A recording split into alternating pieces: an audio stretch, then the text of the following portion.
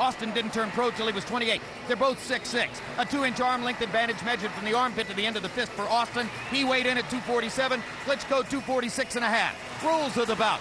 And we'll take a quick look at the rules under which they'll be fighting here in Germany. No 3 knockdown, only the referee can stop the fight. Scorecards, after 4 rounds, if the fight is stopped on a cut or a butt or a low blow foul, and you cannot be saved by the bell in any round significant with 2 guys who regard themselves as large punchers. And here comes Rэй Ostin, who, as you can see, has had 4 draws in his last 13 fights, but has managed to scratch his way to an unbeaten record during that period of time.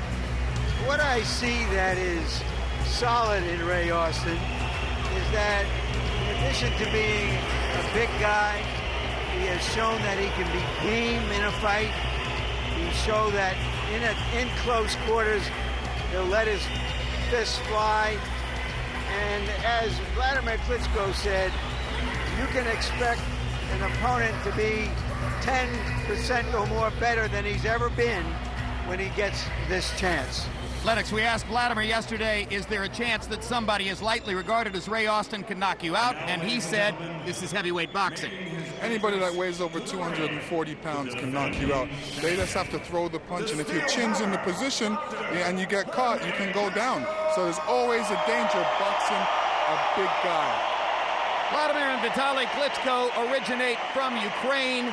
They grew up largely in Kazakhstan. Their father was a Soviet Air Force general, but they began their professional boxing careers here in Germany, have cultivated them here in Germany, where they are, Larry Merchant, cult heroes, and we get a cult hero entrance for Vladimir. Yeah, it's sort of a Wagnerian operatic entrance. Yes, I do remember he was very strong.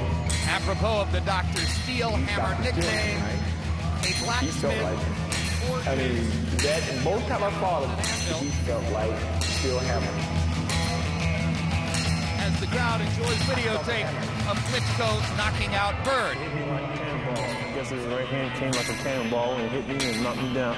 He's definitely deserves his nickname. Has accused him of having a steel chin.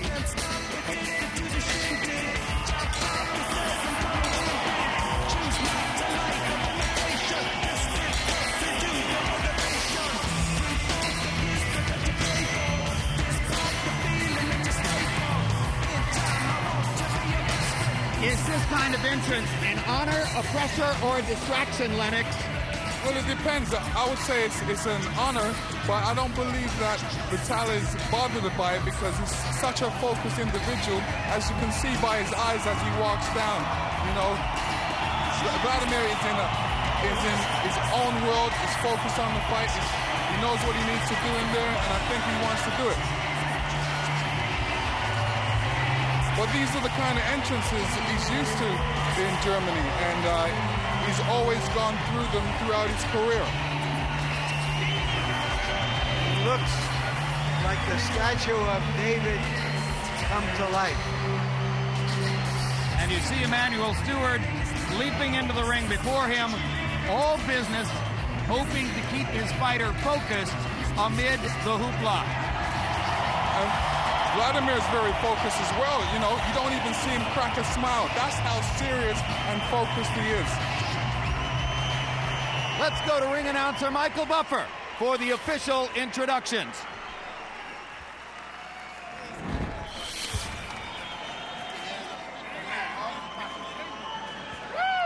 Ladies and gentlemen, to honor the homeland of the challenger and the champion, we have 2 national anthems. First, for the challenger, the national anthem of the United States, to be sung by Brigitte Ulka.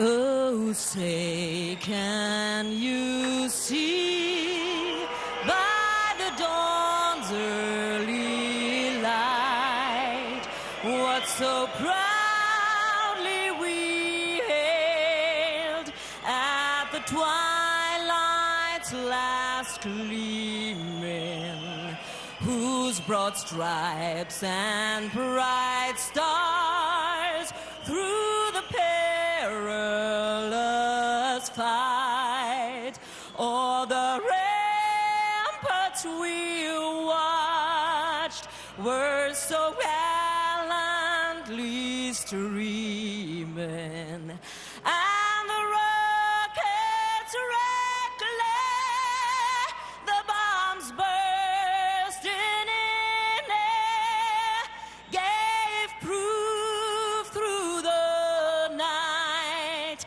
that our flag was still there. Oh, say does that star-spangled banner yet wave o'er the land of the free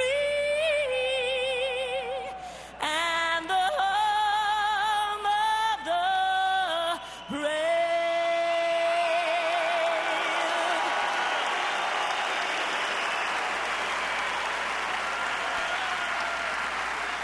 And now, ladies and gentlemen, for the champion, the national anthem of Ukraine, performed by Ruslana. Ще не вмерла України ні слава, ні воля. Ще нам, браття молоді, усміхнеться доля.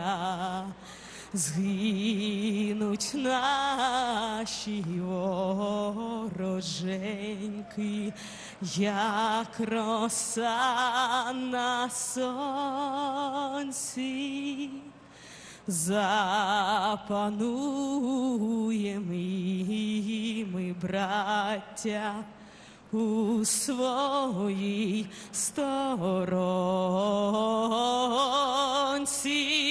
Душу й тіло ми положим за нашу свободу і покажем, що ми браття козацького роду.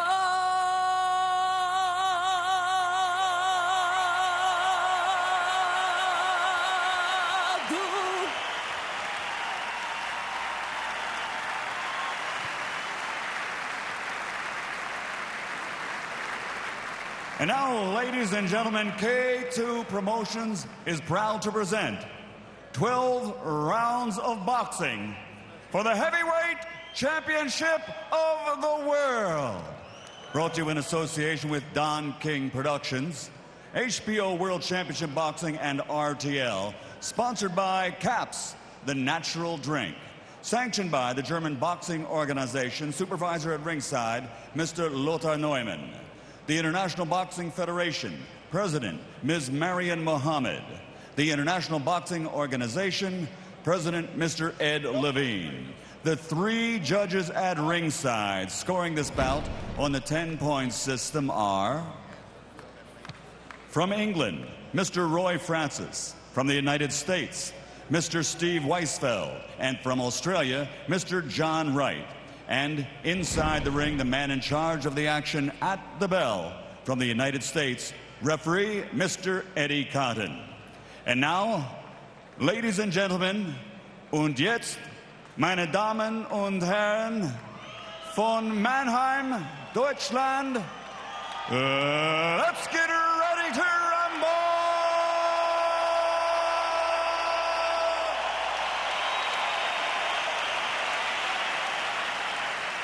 Fighting out of the red corner, wearing silver with black, official weight, 112 kilograms, or 247 pounds. Professional record, 24 victories, including 60 knockouts, with 3 defeats and 4 bouts even. From Cleveland, Ohio, USA, the IBF #1 ranked heavyweight challenger in the world, Ray, the Rain Man Ostin.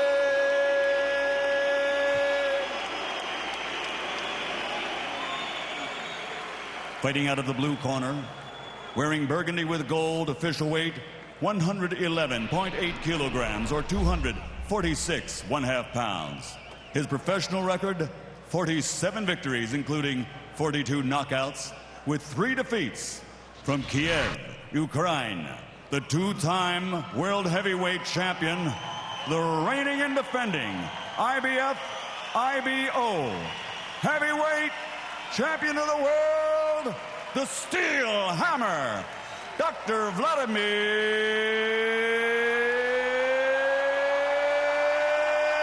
Klitschko.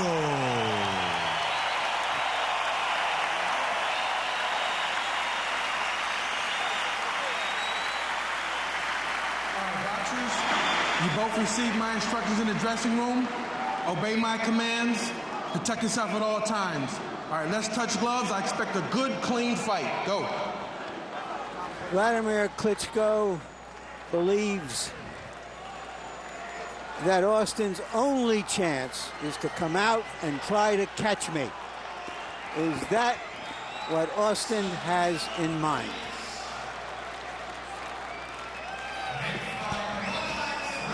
Lennox, I'm reminded of the night in Madison Square Garden when a vastly less experienced Michael Grant, equally your size, in fact 2 inches taller, actually went after your chin in the first round. You took a couple big shots. Ultimately, the strategy backfired against him. Let's see if that's what Austin will try to do. Yes, Austin seems like he just wants to give Vladimir some movement and show him some different angles right now before mounting an attack. Well, at any second, Vladimir's got a right hand that comes out like a torpedo, so Ray better watch it. Austin has been in the past, by his own admission, a relatively stationary fighter. Says that one of the things he's been learning with new trainer Stacy McKinley is the movement and the chance to use his feet a little bit. Obviously trying to show that in the first round to perhaps initially nullify the Klitschko jab.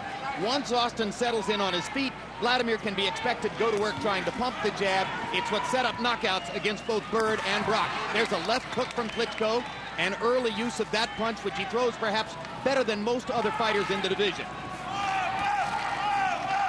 Austin pawing with the jab. Klitschko may look for a chance to counter over it.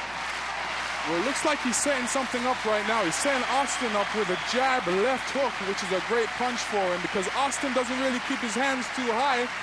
And anytime Austin throws a left hook or a jab, that right hand kind of drops to the side of his face a little bit. Austin flicking his jab out, but well short of Klitschko's distance. Klitschko stuffs his jab into Austin's grill. See what happens in situations like this. Klitschko's throwing that jab, which is going to hurt him. And Austin's going to say, listen, I don't like that jab. And he's going to put his hand up to protect against it. Then Klitschko's going to come around with a left hook. Vladimir able to snap his jab into Austin's face early. Austin has been short with his jab. Austin tries a left hook. Vladimir partially blocks it with the right hand. Klitschko very focused in the first 2 minutes. None of the kind of drift that we saw, for instance, against Corey Sanders the night that he was knocked out before an adoring crowd here in Germany. Now Austin begins to find his range, stepping in just a little bit to land a right hand to the body. Earlier he landed a jab. Gets the jab into Klitschko's face again. Klitschko is, I should say, Austin's been a little bit successful with a light jab, trying to outbox someone who everyone believes is the better boxer. Vladimir's showing some good patience here. Maybe he should pick up his jab just a little bit more, but showing good poise and patience. Doesn't waste too many shots. He doesn't like to waste too many shots like any heavyweight does, but he's very successful and very accurate with it.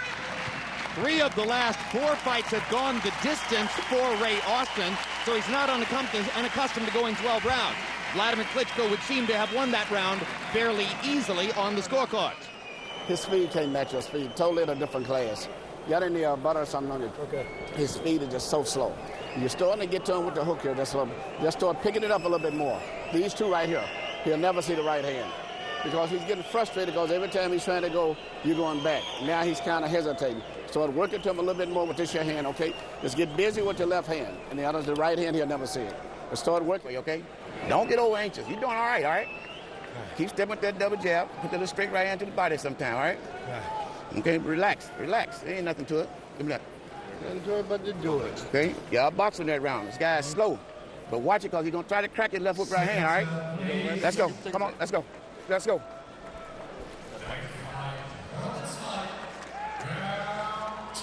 Stacey McKinley trying to convince his fighter that Vladimir Klitschko's slow.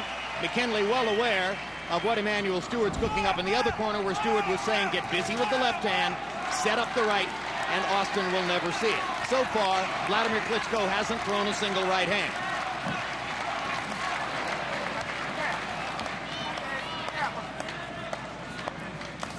Austin's corner not asking for too much offensively. Just want him to try to land a double jab, maybe get in a right hand to the body. Klitschko being cautious as he approaches toward a closer distance. Vladimir mixing the hook with the jab, still throwing exclusively the left hand.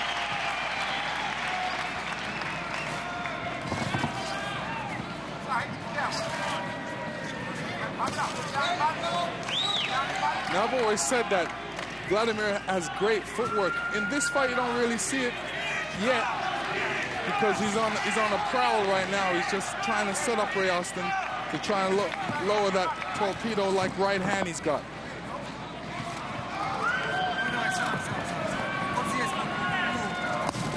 There's a big left hook from Klitschko, and the second left hook knocks Austin down. And that's the left hook I was telling you about. Sets it up with a jab, and then he comes across with a left hook. I don't think Rэй Ostin's going to beat the count. It's over. Is done on two left hooks from Vladimir Klitschko, who never once had to unleash his right hand in the fight.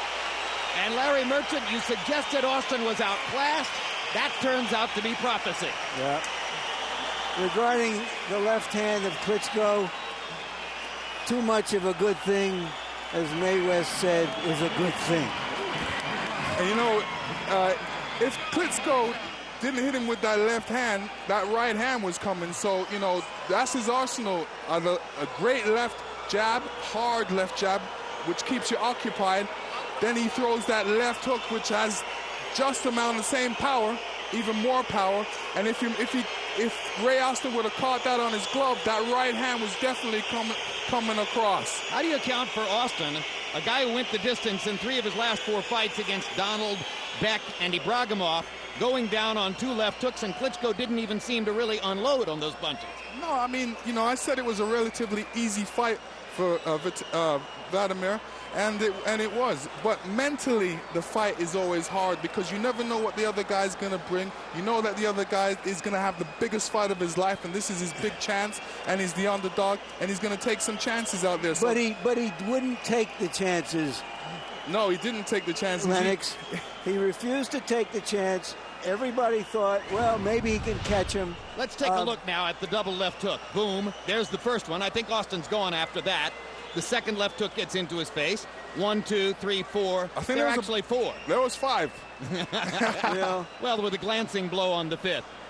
I give him credit for a double left hook. I think Austin's basically gone after the first one, wouldn't you say, Lennox? Yeah, he was hurt from the first one. And, you know, Vladimir set that up pretty good because if you look at where Austin was on the ropes, you know, he had no way of getting out of the way of that because the ropes was behind him. Jim, as I said earlier, his triumph was just getting here. An unlikely genesis for Rэй Ostin to make it to a title shot after not having turned professional until age 28. We mentioned the left hook is a punch that Vladimir Klitschko throws perhaps better than anyone else in the division. Austin was clearly looking for right hands and seemed never to really see that coming, Lennox. Right. I mean, it's a situation where, you know, you have limited talent and you're up against a guy that has a lot of talent, and this is his house, really, and you're just really glad that you got a chance to get here. And these kind of situations, you have to try and take advantage of it. It's all or nothing. If you're in this kind of situation, you have to go for it. What about a sport where you knock out Calvin Brock in November, you take a couple months off, you functionally start to get ready to go back into the gym, you train hard for nearly 3 months, you come in against a guy who you know is overmatched, but you have to focus, you have to pay mental attention to the fact that he's 246 pounds and he can hit you. And it's all done in 4.5 minutes, and now you know your weight probably another 6 months to try to make a further mark on the division. Isn't it extremely frustrating to try to do this? Well, it's frustrating and deeply mental. You know, you coming into a boxer guy like this, and you know the money's going to be less because it's a mandatory, and you know there's other bigger fights out there for you that you want, and you have to wait for them. There's a whole heap of politics in the sport that's going to allow you to wait for them, and this is where the sport becomes mental for you, and that's what you have to contend with. He wanted to fight Oleg Moskaev tonight. They couldn't put together the business details of a possible challenge against Moskaev, who is now waiting to fight his mandatory challenger, possibly Sam Peter, or possibly Vladimir's brother Vitaly, moving back into the picture and cherry-picking a spot like that. We asked Vladimir yesterday if it's not a distraction to him at this moment for his brother to return to the sport, and he didn't seem, Lennox, in my view, to say no to that.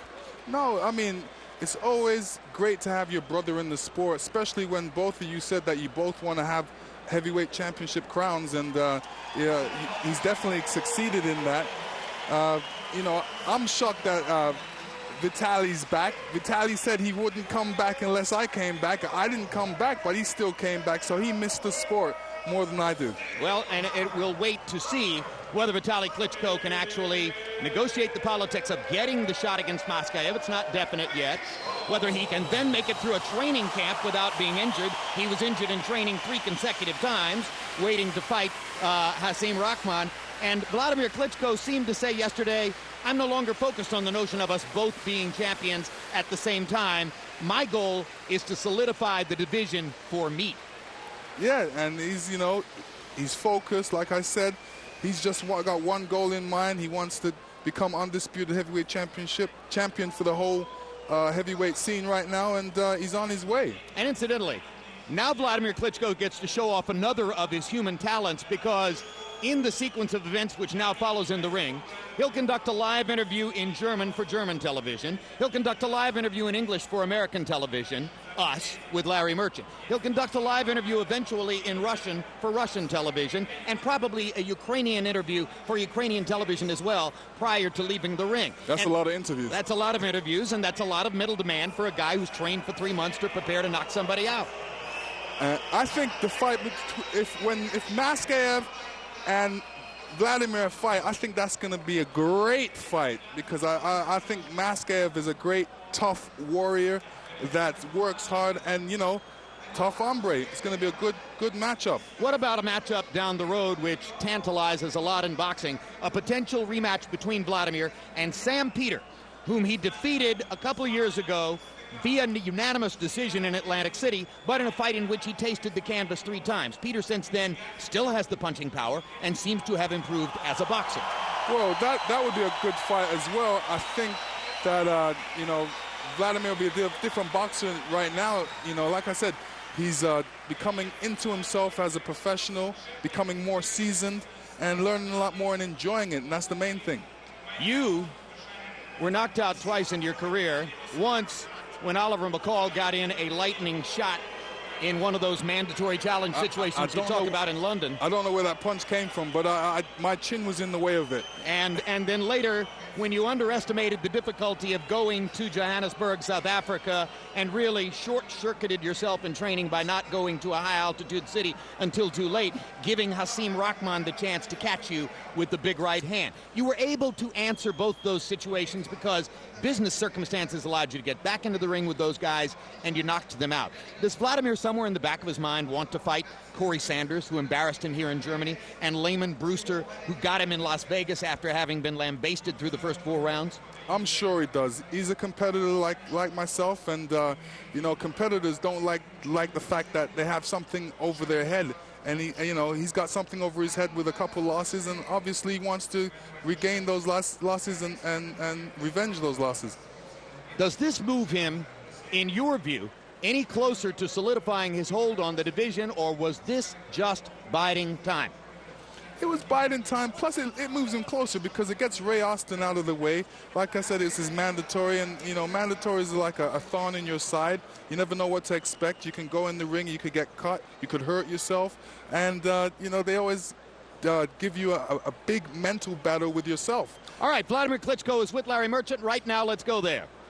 Thank you very much, Jim. Congratulations, Vladimir. I think your kite surfing is almost as easy as this was tonight. I didn't expect that it's going to be as easy as it was. And it was easy, actually, because Rэй Ostin was much slower than my sparring partners. And I also have to mention that he was very sharp with his critiques regarding my balls, my chin, and my stamina, and also my heart. But I think the best answer, I keep my mouth shut and I better fight. And after the fight, we can talk about everything else, and especially about the future. Well, as you said, the dogs bark and the caravan moves on. Were you surprised that he didn't come out and try to catch you early? Because you yourself said that was his big chance. Of course, that's the only chance, which is actually maybe most of the fighters have. But, yeah, try to catch me.